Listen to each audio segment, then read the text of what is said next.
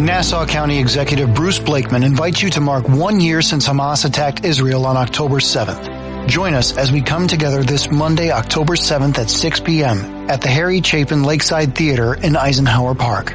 Let's stand together in solidarity with Israel and those held hostage Monday, October 7th, 6 p.m. at Eisenhower Park. For more information, visit nassaucountyny.gov. The Auschwitz Jewish Center Foundation is a not-for-profit organization whose mission is to utilize lessons from the Holocaust to fight hatred and bigotry in all forms through educational programs and provide direct humanitarian assistance to victims of mass atrocities and genocide. Your support helps ensure AJC's vital work to fight anti-Semitism and all forms of hatred through education. They use the lessons of the Holocaust to honor the past and transform the future for generations to come. For all the details and to support the Auschwitz Jewish Center Foundation, visit ajcfus.org. That's ajcfus.org. 8:21 back in New York City. It is 3:21 p.m. here in Israel. Hillel Fuld is a gentleman I met last time I was here, back last January and February. But he's a local legend here. He's a great guy, smart guy, knows the internet, knows social media, great businessman, and a very patriotic Israeli. But unfortunately, today, he's here. Well, he's here for two reasons. A, because I love the guy and he's great on radio. But B, because today is a sad day for Hillel. But it's part of the reason why the Fuld family has become legendary in this country. And you, Hillel, for that. Today, I believe, is a day that your brave brother Ari was murdered here in Israel. And I'm sorry for that. And I hate even talking about it, but we may as well go through some of those. I know it's hard. Some of those details, just to show that very little has changed in Israel, right?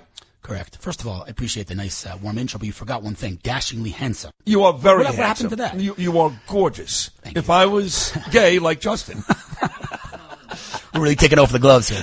Yeah. So in Jewish tradition today, it's called the Yortzeit. It's six years since Ari was murdered. He was walking outside of where he lived, a town called Efrat, which is 20 minutes outside of Jerusalem. That's where Judah lives now. Yes, correct. And Eve Harrow. Correct. Yes. And he was shopping for his family, and a kind Arab boy came from behind and stabbed him in the main artery in his neck. Oh, God. And Ari was basically medically dead pretty much immediately, but somehow miraculously, and I mean that literally miraculously, he ran after the terrorist, jumped over a wall, and managed to shoot the terrorist, not kill him, but shoot him before Ari collapsed and died. The terrorist sits in prison, and his family is getting a nice salary from Fatah. And I want to emphasize Fatah, not Hamas. So that's the quote-unquote moderate Palestinians are paying this terrorist family a salary. And how do they know how much to pay? The more Jews you kill, the higher your salary. You can't make this stuff up. These are the moderates, you know? Right. Of course. Well, I said to somebody yesterday, and I'll leave his name out of it. I go, the Lebanese people are good people. They hate Hezbollah. The Iranian people are good people. They hate the regime. The Palestinians, regardless of what people on my radio station or New Yorkers say, they know nothing. They're in Staten Island, in Brooklyn. They're not good people. Am I wrong? No, I know that's politically, and first of all, I know you don't care about political correctness. I don't. Neither care. do I, but, right. They're numbers. The numbers don't lie, right? So you look at Nazi Germany. Hitler had 35-40% support, right? And no one asked any questions about the justification to denazify Germany and attack, right?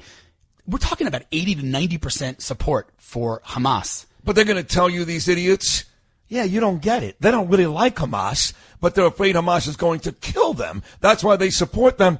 I got to tell you, when I see a lot of recordings of the hostages being brought back October 7th, the amount of Palestinians, not Hamas, dancing, singing, throwing candy, little kids spitting on the hostages. Come on. Sid, we got to take a little bit, take a step back, because it's, we're talking about the Palestinians, but let's just say it is as it is. All right. We have a radical Islam problem in the world. All right. Huge. Yeah. I mean, we're talking, let's say 15 to 25% of Muslims are considered fundamentalists, right? Let's go with 15. We're talking about 180 million people dedicated to the destruction of the Western civilization. We have to call it what it is. I mean, it is fair to say, and people get mad at me for this too, I just don't care. Islam is a violent religion. Is that not fair to say? I mean, if you learn the Quran, you'll see there are some serious, infidels, you have to kill infidels. That's in the Quran. This isn't like an interpretation, right? Right, so you're going to see in the Torah or the Bible, kill anybody? In the Bible, there's a commandment of Amalek, which is a nation that attacked the Jews, but that's not a commandment that applies today in 2024 by no matter what rabbi you speak to, it doesn't apply today. Right. But their religion, right, in the Quran, it calls for the murder of infidels. And so, again, to be clear, no one's saying that all Muslims are terrorists, clearly not. But again, by all the data that we have, we're talking 15 to 25%. That is hundreds of millions of people dedicated to our destruction, right? And I'll tell you something else, Sid. The other 85%, where are they? Right? Okay, so they're the majority, but they're staying silent. And they're letting this happen in the name of their religion. So from my perspective, these people aren't innocent. If you're letting this happen in the name of your religion and you're not speaking up, you're not innocent. Was Ari older than you or younger than you? Ari was older than me. So we're 5 boys. He was one older than me in the lineup. And, we grew up, in the same house. My older brothers were already married, so they were out of the house. Ari and I grew up in the same house, and he was a beast. He was a 4th-degree black belt in karate. He carried, the machine gun called a mag, which is a machine gun literally built for a tank, not a human being to carry. He carried that in the Army. He then, volunteered for reserve duty because he was an American. He didn't have to do, he didn't have to serve at all. Yeah. He volunteered. He got the exemption papers from reserves. He ripped them up, and he continued to. And I just came from his cemetery, and his sergeant came to kind of pay his respects, and he told the story. He said to Ari, when he was at the end of his life, he was still volunteering for reserve. He said to Ari, "Listen, give the gun to someone younger. You're not." Ari wouldn't even hear of it. He was a warrior. He was a beast. Hillel Fuld. That's why today I was at Shiloh, and the ancient temple, the tabernacle, and some lady gave me this beautiful gift who works there, and our friend Mark Provazar gave me a painting. And they both said, "You're a modern-day Maccabee. You're a hero." And I was so uncomfortable with that. No, I agree with them. Well, I do. Please. Here's your brother who died a hero. All these IDF soldiers that are fighting for this country. I don't want that stolen valor. Because when you tell me the story about your brother, and I'm going to give you credit. Because sometimes we lose family members or friends. It's hard. It's hard. And we just kind of crawl into a space. You, Hillel Fuld, have taken that, your brother's heart, God rest his soul, and you have become such a huge, important voice in Israel.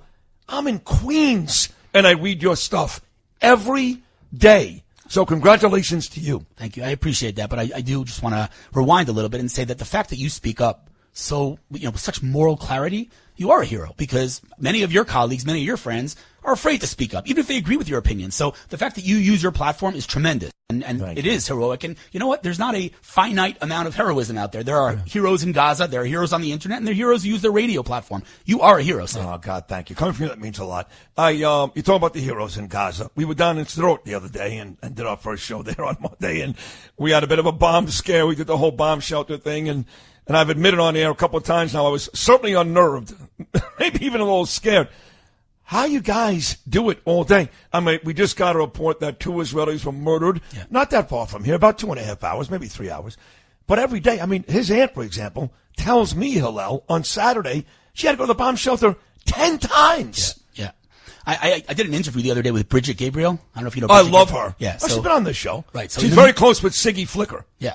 Exactly. So, and I know that she's a big Trump. Yes. Right. So, I was in the middle of interviewing when there was a siren. So I literally had to end the interview and run into the bomb shelter. But I got to tell you something, a funny story that happened not in this war, but I'm talking years and years ago. I had the opportunity to meet Steve Wozniak, the founder of Apple. And I was sitting in a lobby in Tel Aviv talking to the founder of Apple, and there was an incoming rocket. Sid, you're speaking to the only person on planet Earth who has a selfie with the founder of Apple in a bomb shelter. Oh my! One of my biggest accomplishments. That is unbelievable. Yeah, it was quite a morning. Did you go back and finish your interview later with Bridget? Yeah. But it doesn't. You know what? It's nothing new, right? This morning I shared a post that I wrote 9 yeyears ago. It's the same. It's the same, it's the same right? thing. It's the same. Yep. Your brother, again, God rest his soul, murdered in a deli. That can happen today at any time. Yep. I know that Arabs and Jews live together here in big numbers, right? Judea and Samaria in big numbers. And I ask all the time, you like them? Not really, but we're fine. We coexist. We work together. We see each other. Do you trust them? No. No, not one Israeli. They say, I can live with them. Kind of like, do you trust them? No one's ever said yes. Yeah, but you have to understand where that comes from. It's not a racist thing, right? This morning. I know it's not. This morning, right, there was an attack, and an Arab Israeli citizen went with an axe, literally an axe, like old school axe, walking around the streets in Hadera and started, stabbing people, right? This morning. By the way, when I was here in January, same thing, guy with an axe in Haifa. Like, where do you even get an axe? I mean, what is this, medieval times here, right? So, when an Israeli citizen who has, an Israeli ID goes and does that, how do you expect us to try? And this isn't a one-off event. This is something that happens pretty regularly. So, it's not a surprise that there's a lack of trust here when Israeli Arabs are going around, showing their, loyalty to the Palestinian cause and not to the Israeli cause, even though they're Israeli citizens. Right, and living very nicely. This other idea, people in America have no idea. I'm here now. I see their houses. Yep. They're bigger than the Israelis' houses. Sid, let me tell you something. Ari's terrorist. He was living an affluent life. The kid there was no oppression there. There was no occupation there. The kid was living a good life. That whole narrative of, it's the occupation that causes it. It's a lie. You know what? It's not even a political opinion, right? Because if just logic, if you have the logic of a third grader, okay? If you're saying that occupation causes terror, presumably remove the occupation, there should be no terror, right? Why was there terror in 1929 in Hebron where Jews were massacred by Arabs? There wasn't even a state of Israel, let alone any occupation. What was Yasser Arafat, PLO, liberation, Palestinian liberation? What was he liberating? There was no occupation. So the whole thing's one big lie. The whole narrative of we occupied an Arab-Palestinian state. No such state ever existed. Let's call it what it is. These are Jordanians and Egyptians. There's no Palestinians are Jews. Golda Meir was a Palestinian. That's right. Palestine was Israel, right? That's right. And let's not call it the West Bank. We're in Judea and Samaria. Why don't people call it Judea and Samaria? I'll tell you why. Because Judea sounds Jews. Exactly. Jews. Yeah. And if you call it Judea, then you're admitting basically that we are indigenous to this land, and that doesn't fit with your agenda. So let's call it the West Bank. Words matter, man. We gotta use the right words. They lie, but the problem is Jewish people who don't come here, they'll never know this. Yep. So they sit on the Upper East Side in New York City, or down by Miracle Mile in Chicago, or down in Miami by the beach. They think they know something about this place and our people, and to be honest, Hillel, they're morons. Yeah, well, I mean, that's a whole other discussion, because I say to my friends in the States all the time, if I had told you 10 years ago, all right, listen to this, Sid, if I told you 10 years ago that in 10 years from now, they're going to be anti-Semites in Congress, they're going to be synagogues vandalized with swastikas, they're going to be Jews being beaten in the streets, and there's going to be the judicial system of the United States of America is going to have to force educational institutions to let Jews walk around freely. Any of my friends would have said, if that happens, I'm out of here. And here we are. 2024, all of those things happen. So I say to my friends, what are you waiting for? It's getting really bad over there. It is. I'd rather go through a rocket fire here. Exactly. Last one, final 60 seconds, and you're brilliant. Thank you so much. Thank you. What do you want people to do? I don't live here. I want them to wipe out the oil fields now, today. Yep. Wipe out the nuclear facilities. Yep. Do it all. Some in New York go, no, Biden said don't do it, and he still needs the United States, Bibi.